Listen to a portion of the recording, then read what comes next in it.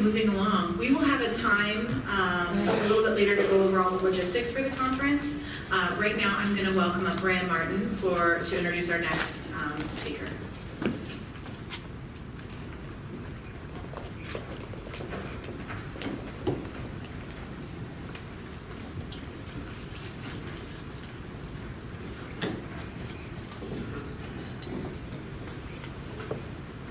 Good morning. My name is Ray Martin, and I'm an AmeriCorps Vista, and I serve with the campus kitchens at Troy University in Troy, Alabama.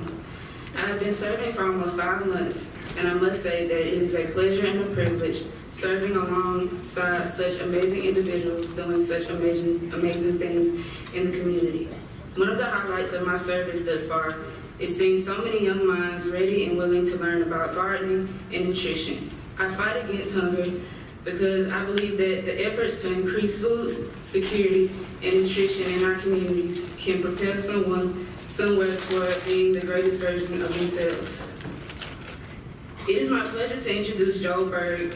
Joe started as an activist at age 14, and he is now a nationally recognized leader and media spokesperson in the fields of domestic hunger, food security, obesity, poverty, food-related economic development, national service, and volunteerism.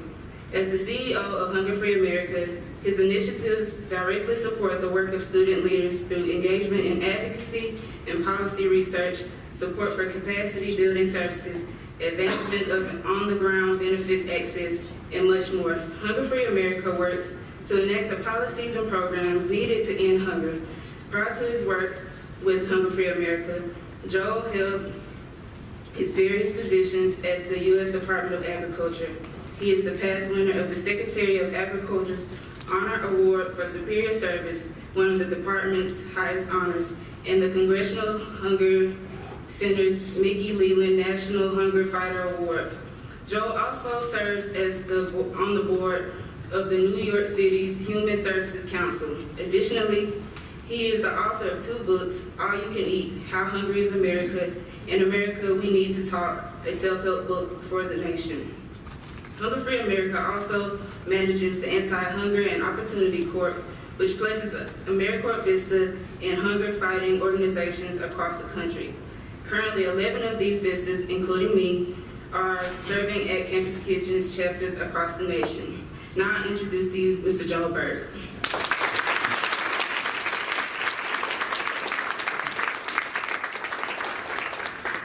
Thank you so much, Rhea, for your incredible service. Raise your hand to the other Vista and AmeriCorps members here. Woo, thank you if I should say anything in my talk that sounds like I'm advocating anything legislative, close your ears. Vistas aren't allowed to hear that. I want to thank all of you for coming. I want to thank all of you for your service. I want to thank my good friend Frederick Douglass for coming today. Your work is being recognized more and more. If you don't get that joke, look it up. He's been dead for a long time, and educated, informed people know that. In any case, I won't really plug my new book, except to say I'll be signing it right after this. You can buy it here, I can sign it, or you can get it elsewhere. But it's called America, We Need to Talk, a self-help book for the nation, and it's a parody of self-help books. Right? And so every chapter is a different self-help cliche. The first chapter is, America, I love you, but I'm not in love with you anymore. It's the breakup chapter. But then I say, I hate hockey and Celine Dion, so I can't move to Canada, so I have to stay here and fight. You know, another chapter is, why buy the politician when you can get the milk for free? Another is, Democrats, Republicans are from Mars, Democrats are from Venus. They're just not that into you, white guys are voting against the Democrats, etc., etc. But I make a very serious point, and that's the serious point, that we are in a relationship with our country. And just as in any relationship, it's a cop-out to blame one side, to just blame the politicians, or to blame the system that, oh, none of them are perfect, so they all stink. That is a cop-out. That is a cop-out. And I'm so honored that Ambassador Tony Hall, former Congressman Tony Hall, is here, a true hero of mine.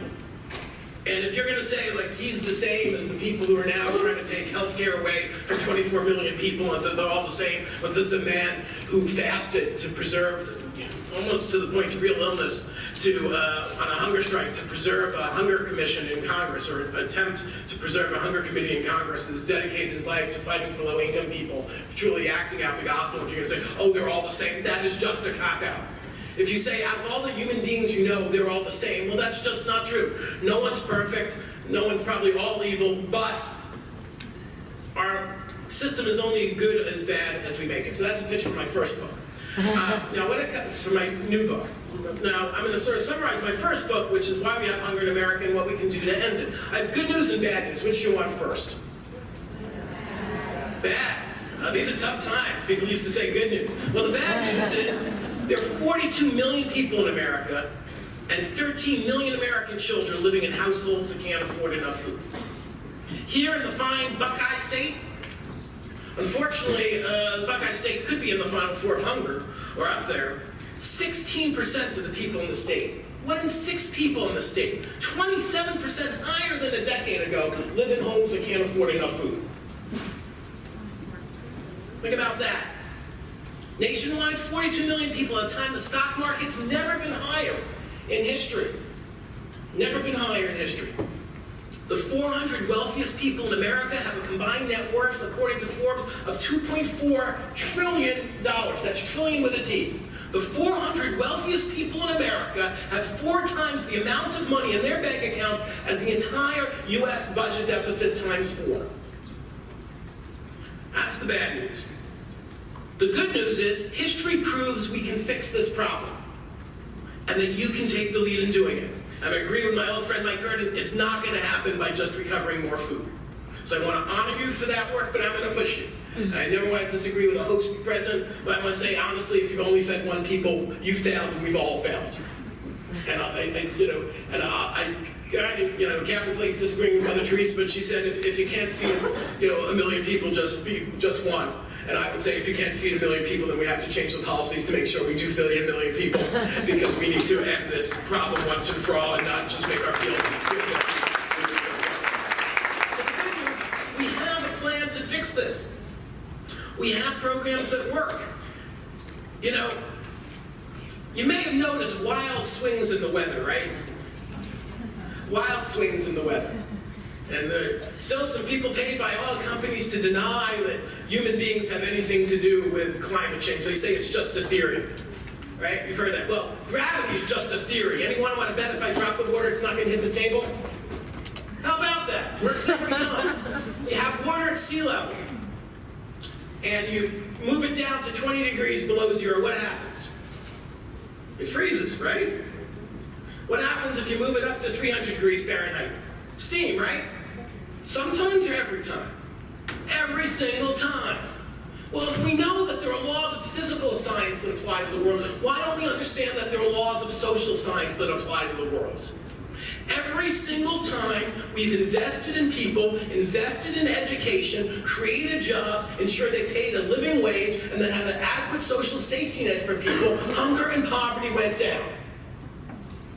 Every single time we've eviscerated those programs, supposedly to reduce the deficit, but really to create tax cuts for the rich, poverty and hunger have gone up. This is not something that needs to be endlessly studied and debated. We know exactly what works. We're just being conned into believing we don't know what works. And we're being conned into believing that, oh, you can't really end this problem, so the most we can have is a little charity to make it marginally less bad. That is a con job. It's not true.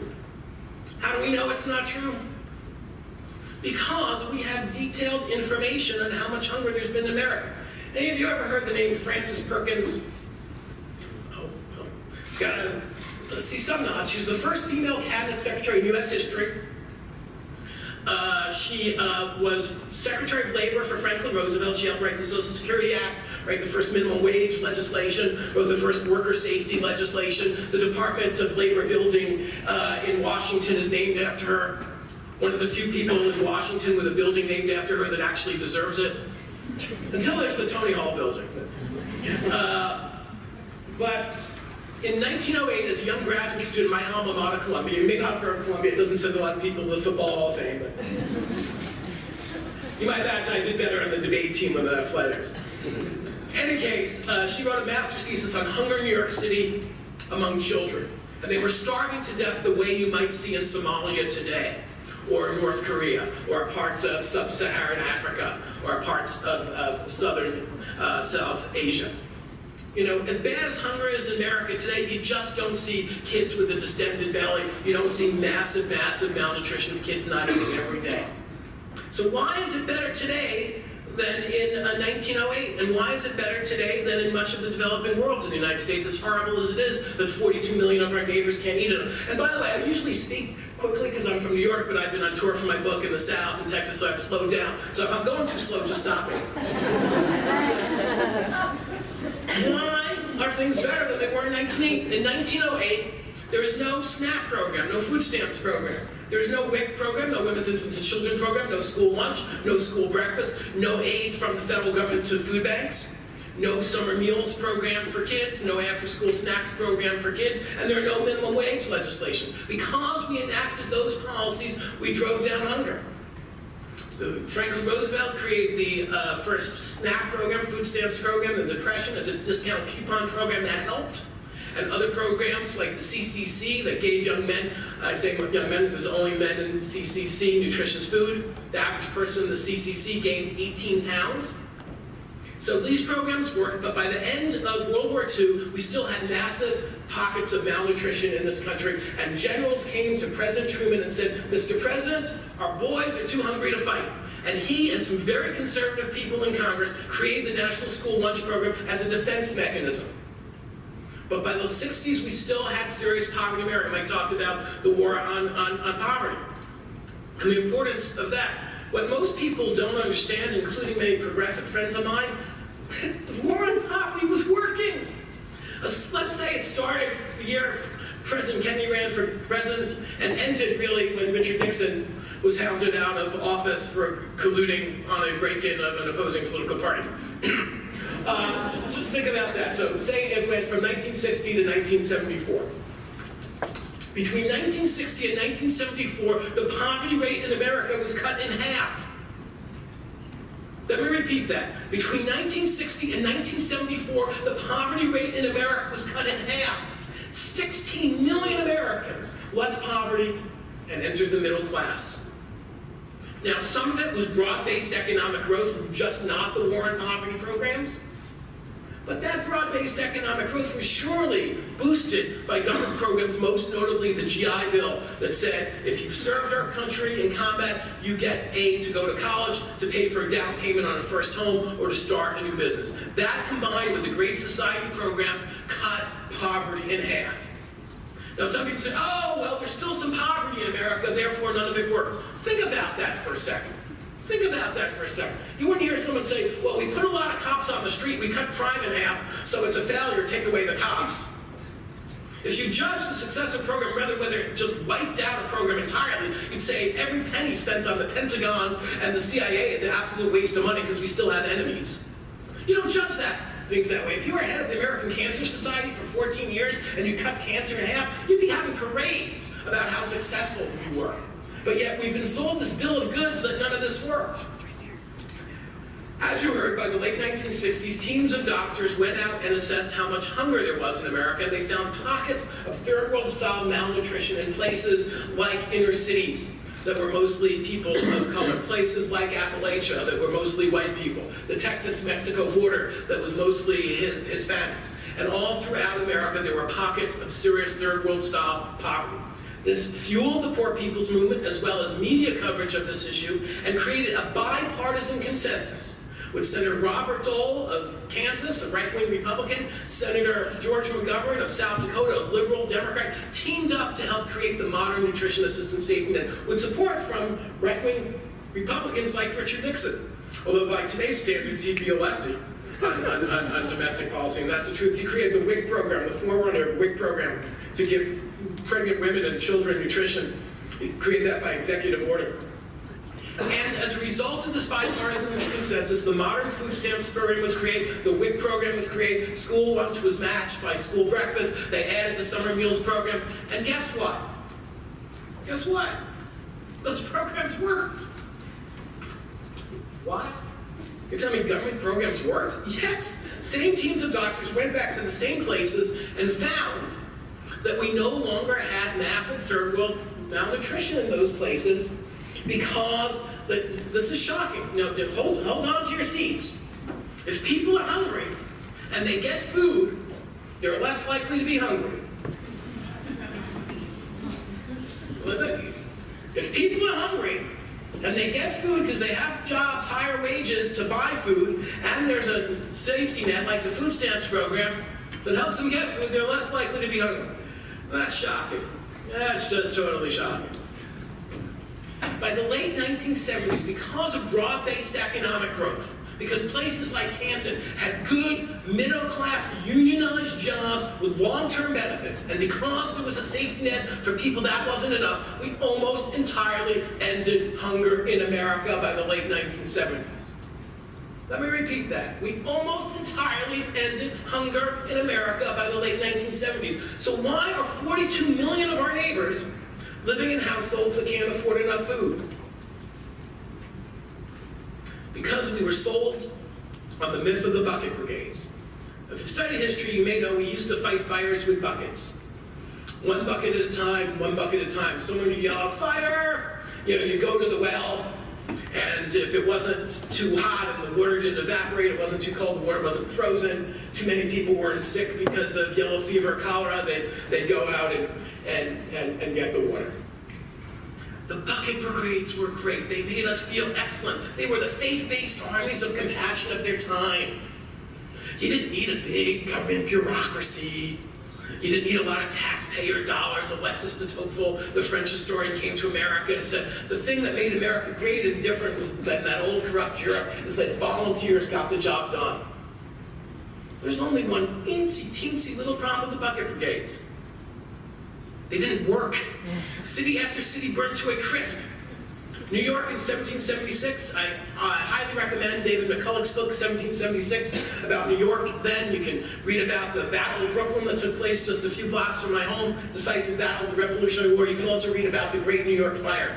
We don't know whether George Washington's troops purposely set fire to New York so the British couldn't get the prize that is New York, or whether it was an accident, but we know New York was gone within days.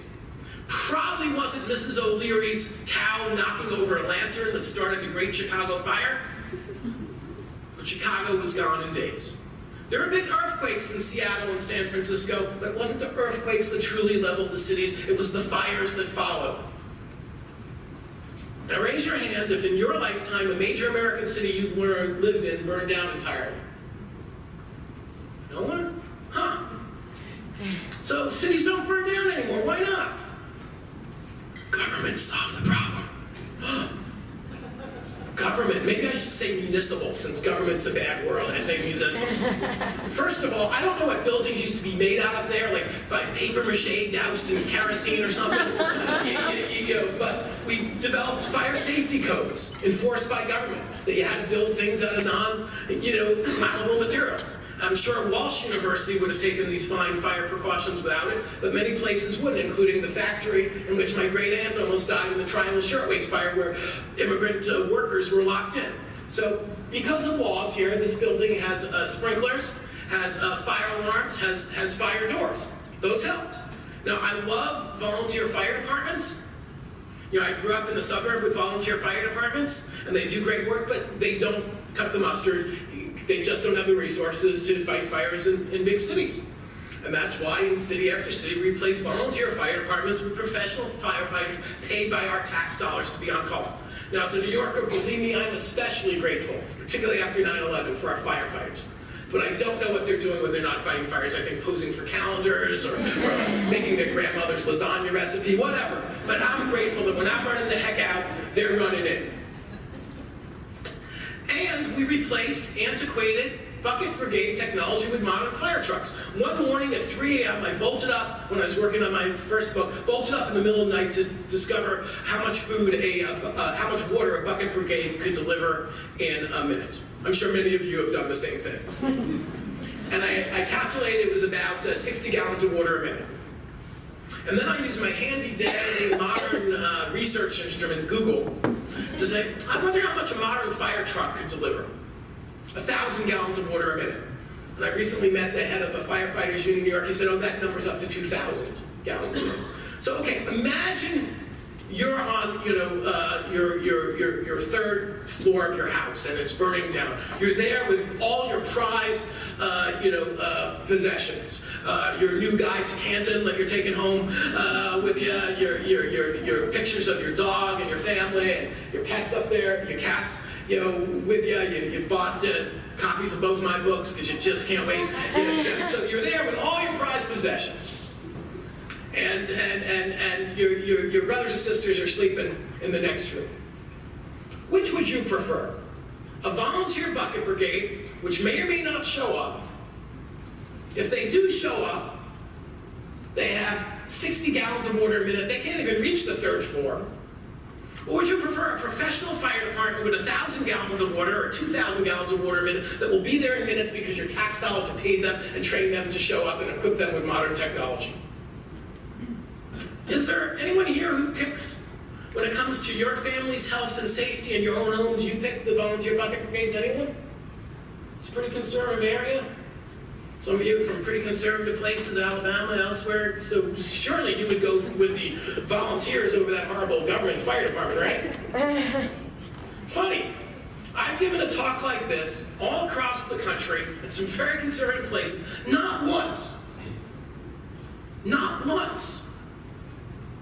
has even the most conservative person and even the most conservative locality said that when it comes to their own family's health and well-being, the protection of their own house, do they prefer the volunteers? So here's my punchline. Some of you may have figured it out already. Then why in the world, when it comes to something as vital as feeding 42 million of our neighbors who are going hungry, when something as vital as saving the American economy, because there's no way we're going to succeed in the world economy when 42 million of our neighbors are going hungry. Something as vital as fulfilling the message of Jesus Christ. Yes, I'm a New York Jew at a Catholic university talking about Jesus Christ. But Matthew 25, when you fed the least of me, you fed me, and when you failed to feed me, you basically sent yourself to you-know-where. When it comes to something that vital, why in the world do we say, oh, it's good enough for uncoordinated volunteers who can maybe help one person at a time? Honestly, if uncoordinated volunteers aren't good enough to save ourselves and our own house, they shouldn't be good enough to save 42 million of our neighbors who systematically live without food.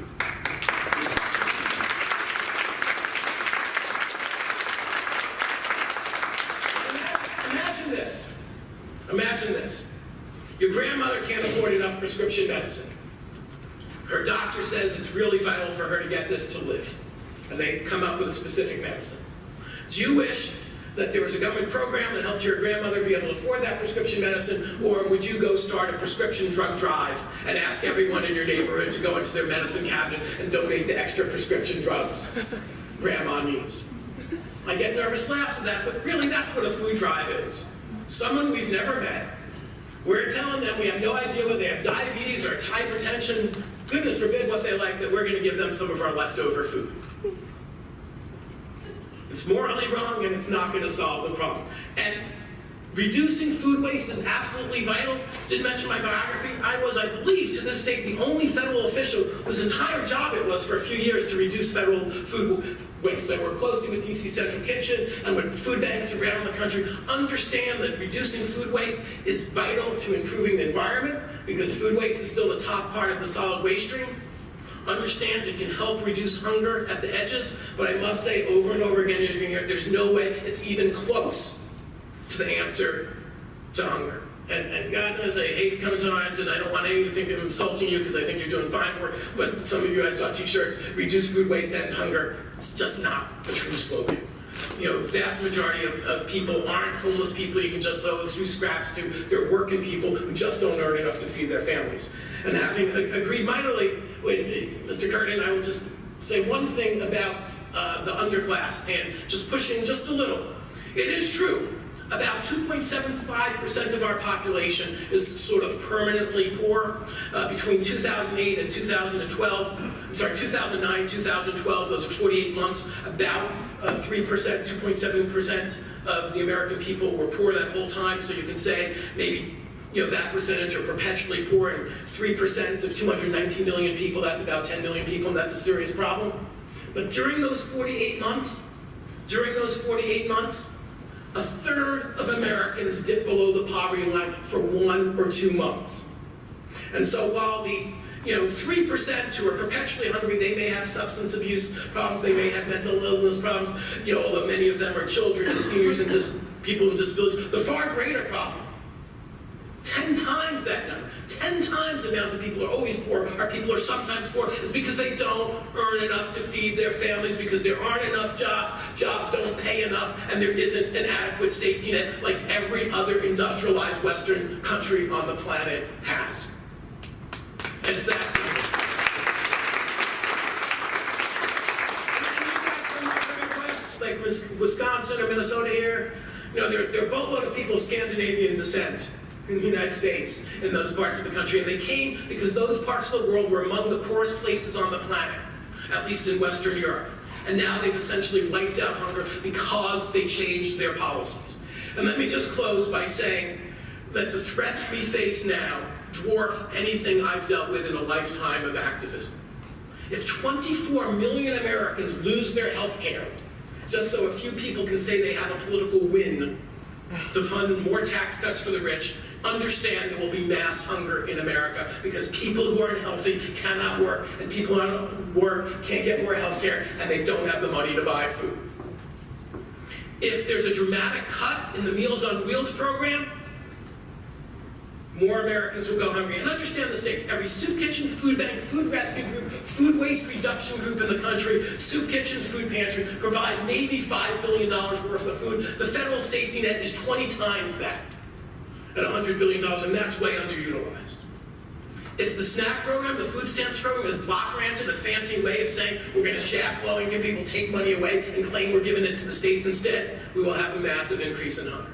So if you really want to end this problem, we need to build a national movement to demand we have the policies necessary to do it. We didn't end child labor by just coddling a few child laborers and giving them an extra snack after work. We passed the laws making child labor illegal. It's time to pass the laws and economic program to end hunger in America by creating jobs, ensuring they pay a living wage, ensuring there is adequate safety net. Now, don't tell me this is too tough. We can't really do that, so we're going to stick with just giving some people some extra food that would have been wasted. Tough was Susan B. Anthony chaining herself to a voting booth. Tough was landing at a beach in Normandy under withering machine gun and mortar fire. Tough was John Lewis crossing over the Edmund Pettus Bridge in Selma, being beaten almost to death just to the fight for the right of black people to vote. And tough, as you know, is a single mother looking her kids in the eye and saying we don't afford enough food tonight. That's tough. Building the movement necessary to finally get our political system to end this problem, as most civilized countries have already done, that's easy, and then work together to do it. Thank you.